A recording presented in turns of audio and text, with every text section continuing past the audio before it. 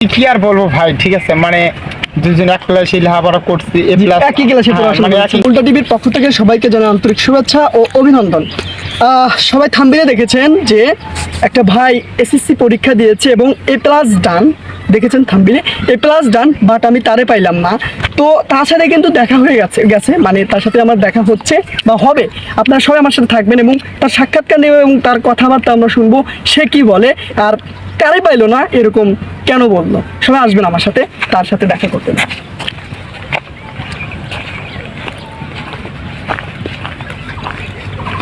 আসসালামু আলাইকুম রহমতুল্লাহ ভাইয়া। ওয়ালাইকুম আসসালাম ওয়া রাহমাতুল্লাহি ওয়া বারাকাতুহু। কেমন আছেন ভাই আপনি? ভালো আছি। ভালো আছেন তো? এইবার তো আপনি পরীক্ষা দিয়েছেন। জি, আপনি পরীক্ষা দিয়েছেন এবং A+ পেয়েছেন, আমরা জানি। আপনি সবুজ সলঙ্গা হাই স্কুল থেকে পরীক্ষা দিয়ে আপনি A+ পেয়েছেন।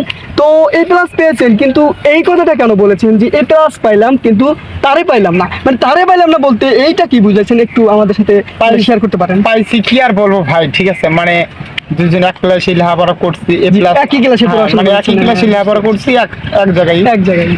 তে আমি A+ পাইছি আর ও তো ফেল গেছে।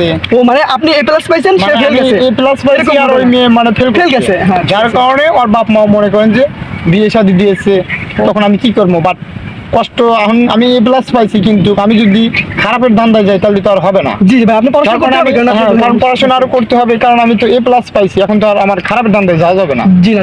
যার কারণে এই জন্য আমি ওকে মানে ভুলেই গেছি আর ভুলে যাচ্ছে বা কিংবা এরকম আমি বলেছি A+ পাইলাম করতেছি না আমি। হ্যাঁ ঠিক আছে, আমি বুঝতে পারছি। মানে A+ পাইলেন কিন্তু তারে পাইলেন না, এরকম কিন্তু একটা জিনিস আপনি বলেছেন। মানে এরকম একটা কষ্ট আপনার ভিতরে আছে যে তারে আমি পাইলাম না। থাকবে অনেকদিন ধরে, মানে ফেল গিয়েছে, এটা হয়তো সম্ভবত তার পড়াশোনা একটু কম ছিল, কিংবা হয়তো উপরে কিছু লেখা লাগে খাতার উপরে, সেগুলো হয়তো লিখতে পারে, এরকম হচ্ছে যে কোনো একটা কারণে সে ফেল গিয়েছে।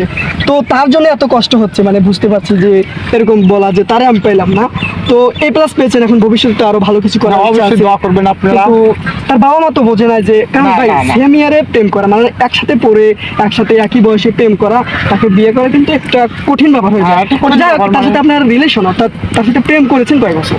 তাও তো আপনার মানে 1 থেকেই না, মানে 1 থেকে না, হয়তো মানে 1 থেকে চেনাচিনি আর কি, কিন্তু অতটুকু তো আর বোঝে নাই, কিন্তু 5 এ মানে ওঠার পর থেকে শুরু। ও সুবহানাল্লাহ ভাই, সুবহানাল্লাহ। 5 এ ওঠার থেকেই শুরু আমাদের। তো ভাইয়ের কথা শুনছেন, মানে 1 থেকে না 2 থেকেই ধরেন, আপনারা 3 থেকেই ধরেন যে এই বয়স থেকেই তাদের ভিতরে একটু তাকাতাকি এবং চোখ দিয়ে ইশারা করার পরে 5 এ ওঠার পরে কিংবা 6 এ ওঠার পরে তার সাথে তার অ্যাড হয়ে যায়, মানে প্রেমের ভিতরে যে আমরা।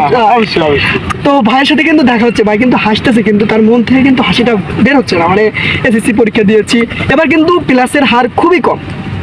তো তার ভিতর থেকে ভাই প্লাস পেয়েছে, মানে এটা কিন্তু অনেক বড় কিছু চাওয়া ভাই।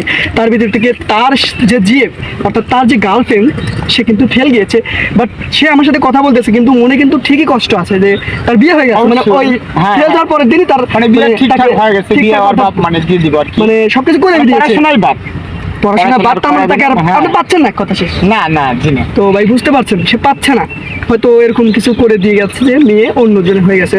তো তার জন্য ভাইয়া হয়তো দুঃখ প্রকাশটা করেছিল যে A+ ডান, বাট তারে আমি পাইলাম না।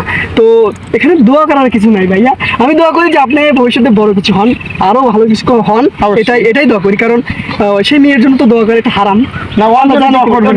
চলেই গেছে, আমার জন্য আপনি তো দোয়া করবেন। এটা স্বাভাবিক, থ্যাংক ইউ ভাই।